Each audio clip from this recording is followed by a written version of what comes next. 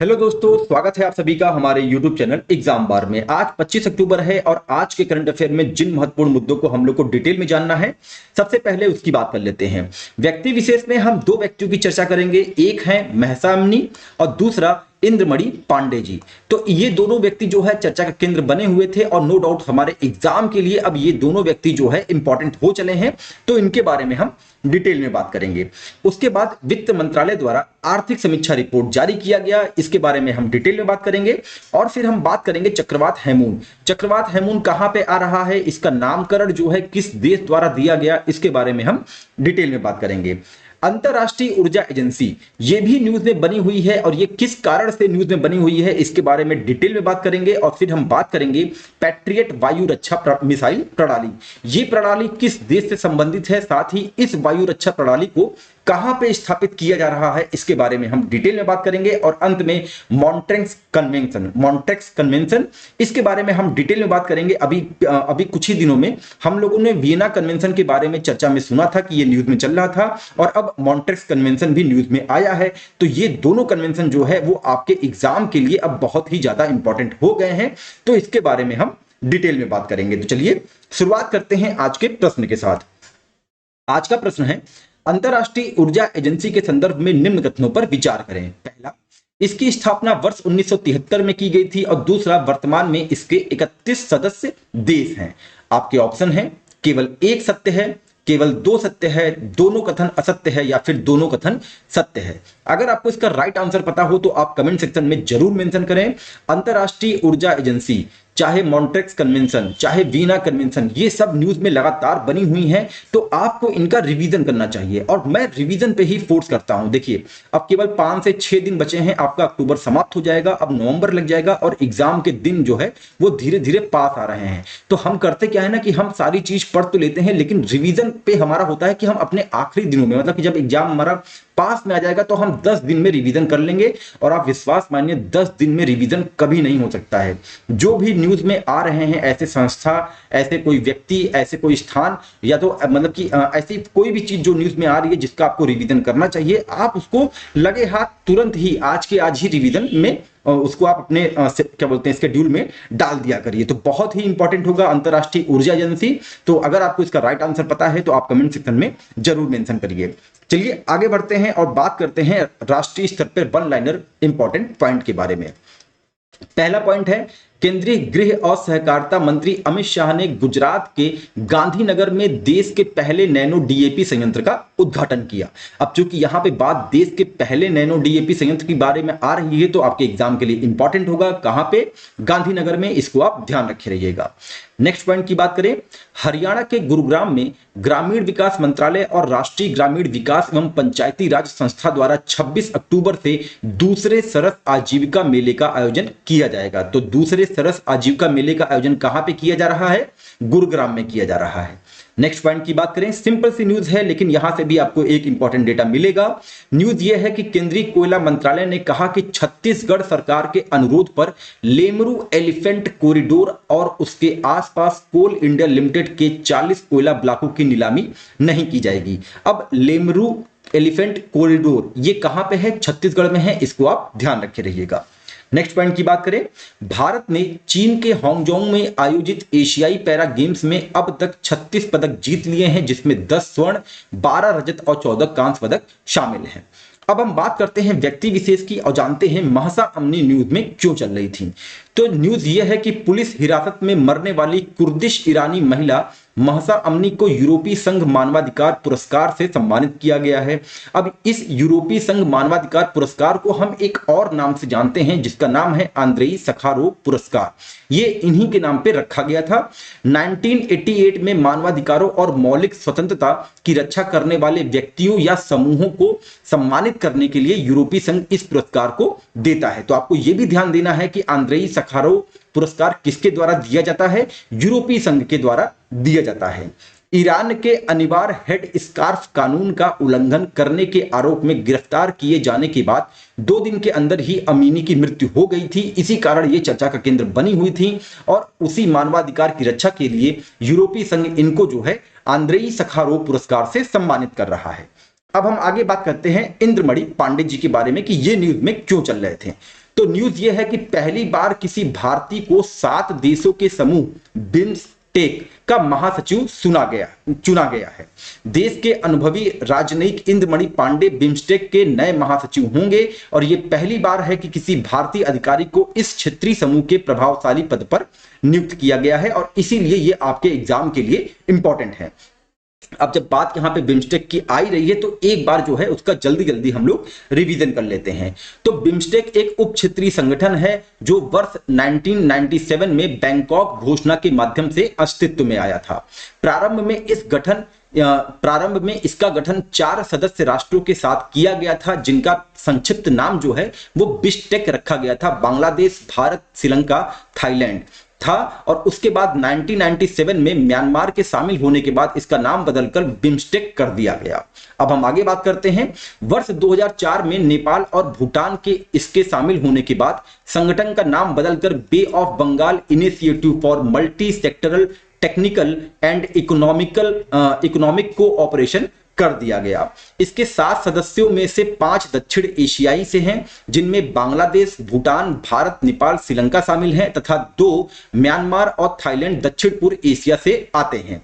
तो इसमें कौन कौन से सदस्य देश हैं? बांग्लादेश, भूटान, भारत, नेपाल, श्रीलंका और 2 दक्षिण पूर्व एशियाई देश हैं म्यांमार और थाईलैंड। इसको आप ध्यान रखेंगे। अब हम आगे बात करते हैं आर्थिक समीक्षा रिपोर्ट जो वित्त मंत्रालय द्वारा जारी किया गया है। इसमें क्या कहा गया? भारत वित्त वर्ष 2024 में विश्व की तेजी बढ़ती प्रमुख अर्थव्यवस्था बना रहेगा। वित्त मंत्रालय से जारी मासिक आर्थिक समीक्षा रिपोर्ट में कहा गया कि खपत की में वृद्धि के साथ निवेश में धीरे धीरे आ रही मजबूती और ठोस औद्योगिक गतिविधियां विकास को आगे बढ़ाने में सबसे आगे हैं। रिपोर्ट में कहा गया कि औद्योगिक उत्पादन सूचकांक में इस वर्ष अगस्त में दोहरे अंकों की वृद्धि दर्ज की गई है, जो पिछले 14 महीनों में उच्चतम है। साथ ही रिपोर्ट में कहा गया कि फारस की खाड़ी के क्षेत्र में हाल के घटनाक्रमों के कारण वैश्विक स्तर पर जारी अनिश्चितताओं का भी उल्लेख किया गया है, जिसकी वजह से कच्चे तेल की कीमत में बढ़ोतरी देखी गई है। अब हम आगे बात करते हैं चक्रवात हैमून के बारे में और जानेंगे कि इससे रिलेटेड क्या न्यूज है। तो न्यूज ये है कि भारत मौसम विज्ञान विभाग IMD ने कहा कि बंगाल की खाड़ी के ऊपर बन रहा गहरा दबाव चक्रवात में बदल गया है और साथ ही कहा कि इसका भारतीय तट पर कोई बड़ा प्रभाव नहीं पड़ेगा। चक्रवाती तूफान हमून का नाम दिया गया है ईरान के द्वारा, इसको आप ध्यान रखेंगे। IMD ने कहा कि इस बीच चक्रवात तेज यमन तट को पार कर रहा है। चक्रवात तेज आपके जो है अरब सागर में आ रहा है और चक्रवात हमून जो है वो बंगाल की खाड़ी में बन रहा है, इसको आप ध्यान रखेंगे। चक्रवात तेज और हमून को उत्तरी हिंद महासागर पर विकसित जुड़वा चक्रवात के रूप में माना जा रहा है। IMD के अनुसार इस तरह के आखिरी जुड़वा चक्रवात जो थे वो लुबन और तितली वर्ष 2018 में दर्ज किए गए थे। अब हम आगे बात करते हैं अंतरराष्ट्रीय ऊर्जा एजेंसी और ये न्यूज का कारण क्यों बनी हुई थी।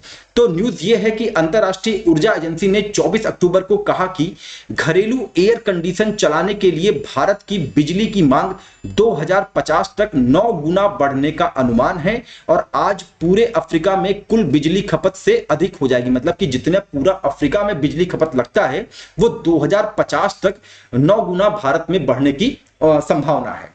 नेक्स्ट पॉइंट की बात करें, अंतरराष्ट्रीय ऊर्जा एजेंसी के अनुसार वर्ष 2030 तक भारत में उत्पादित बिजली का 18% सौर स्रोतों से होगा, जो आज 6% तक है। मतलब आज के समय जो हम सौर ऊर्जा से बिजली उत्पन्न कर रहे हैं वो 6% है और वर्ष 2030 तक यही हमारा 18% तक होने की उम्मीद है। भारत ने वर्ष 2030 तक लगभग 270 गीगावाट सौर क्षमता सहित गैर जीवाश्म ईंधन से 500 गीगावाट स्थापित क्षमता हासिल करने का लक्ष्य रखा है। और रिपोर्ट में यह भी कहा गया कि भारत दक्षिण पूर्व एशिया और अफ्रीका से आगे स्टेटेड पॉलिसी सिनारियो यानी कि स्टेप्स में ऊर्जा मांग वृद्धि का दुनिया का सबसे बड़ा स्रोत है। अब जब बात यहां पे अंतरराष्ट्रीय ऊर्जा एजेंसी की आ रही है तो एक प्रकार से इसका हम रिवीजन कर लेते हैं। अंतरराष्ट्रीय ऊर्जा एजेंसी एक स्वायत्त अंतर सरकारी संगठन है। इसकी स्थापना वर्ष 1973 के तेल संकट के बाद वर्ष 1974 में की गई थी और आज के प्रश्न का जो पहला स्टेटमेंट है वहां पे मैंने दिया है वर्ष 1973, तो वो गलत है। आपको ध्यान रखना होगा अंतरराष्ट्रीय ऊर्जा एजेंसी की स्थापना कब की गई? 1974 में की गई। गई और इसका मुख्यालय कहां पे है? पेरिस में इसका मुख्यालय है। इसका उद्देश्य सदस्य देशों के लिए विश्वसनीय, सस्ती और स्वच्छ ऊर्जा सुनिश्चित करना है। वर्तमान में इसके सदस्य देशों की बात करें तो उनकी संख्या 31 है। इसका सदस्य बनने के लिए उम्मीदवार देशों को ओईसीडी का सदस्य देश होना चाहिए, लेकिन सभी ओईसीडी के सदस्य देश अंतरराष्ट्रीय ऊर्जा एजेंसी के सदस्य देश नहीं है, इसको भी आप ध्यान रखेंगे। अब एक बात हम यहां पे और नोट कर लेते हैं, रिपोर्ट, कि ये कौन कौन सा रिपोर्ट जारी करता है। तो वैश्विक ऊर्जा और CO2 स्थित रिपोर्ट जो आती है वो भी अंतरराष्ट्रीय ऊर्जा एजेंसी देता है। वर्ल्ड एनर्जी आउटलुक भी जारी करता है, वर्ल्ड एनर्जी स्टैटिक्स भी जारी करता है, वर्ल्ड एनर्जी बैलेंसिंग भी जारी करता है और एनर्जी टेक्नोलॉजी पर्सपेक्टिव ये भी जारी करता है। तो अंतरराष्ट्रीय ऊर्जा एजेंसी जो महत्वपूर्ण रिपोर्ट जारी करते हैं उनके बारे में भी यहां पे हमने बता दिया है। अब आगे हम बात करते हैं कि पैट्रियट वायु रक्षा प्रणाली ये किस प्रकार से हमारे एग्जाम के लिए इंपॉर्टेंट होगा। तो न्यूज ये है कि पेंटागन ने हाल ही में कहा कि वह अमेरिकी सैनिकों पर हाल ही के हमलों के जवाब में मध्य पूर्व में अतिरिक्त पैट्रियट वायु रक्षा प्रणाली बटालियन भेजेगा। तो पैट्रियट वायु रक्षा प्रणाली का संबंध किस देश से है? अमेरिका से है, इसको आप ध्यान रखे रहिएगा।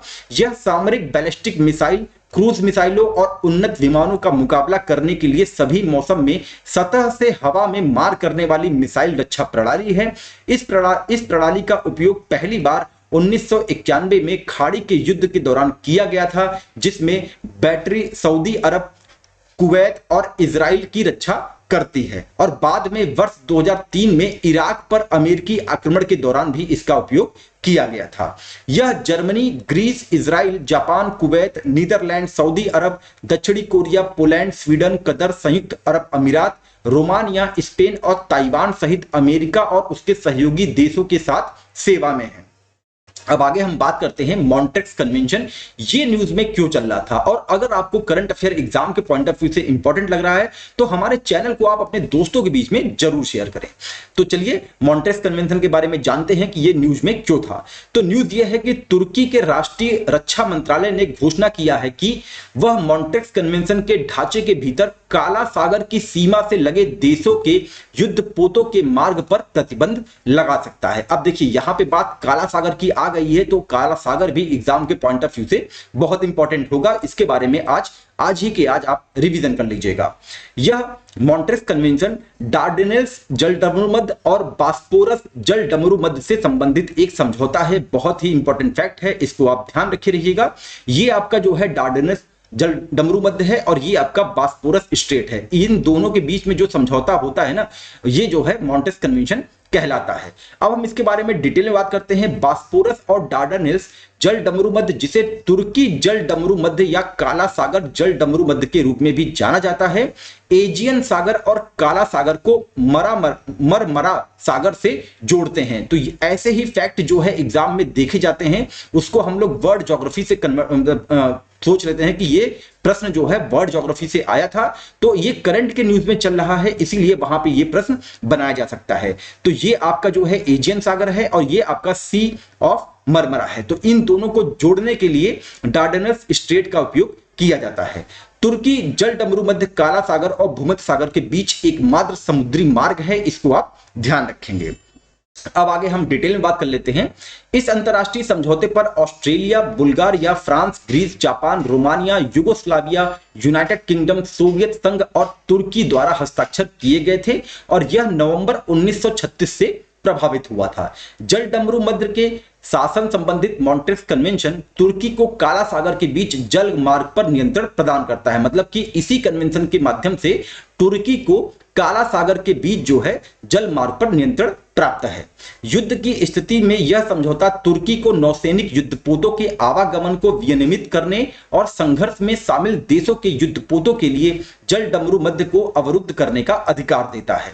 काला सागर के तटवर्ती देश रोमानिया, बुल्गारिया, जॉर्जिया, रूस, यूक्रेन को जलडमरूमध्य के माध्यम से युद्ध जहाजों को भेजने से पहले 8 दिन पहले तुर्की को सूचित करने की आवश्यकता होती है। अच्छा, तुर्की ने अपना नाम भी बदल दिया है। अगर आपको उसका नया नाम पता है तो आप कमेंट सेक्शन में जरूर बताएंगे, और यहां पे हमने पुराने नाम को ही मेंशन किया है।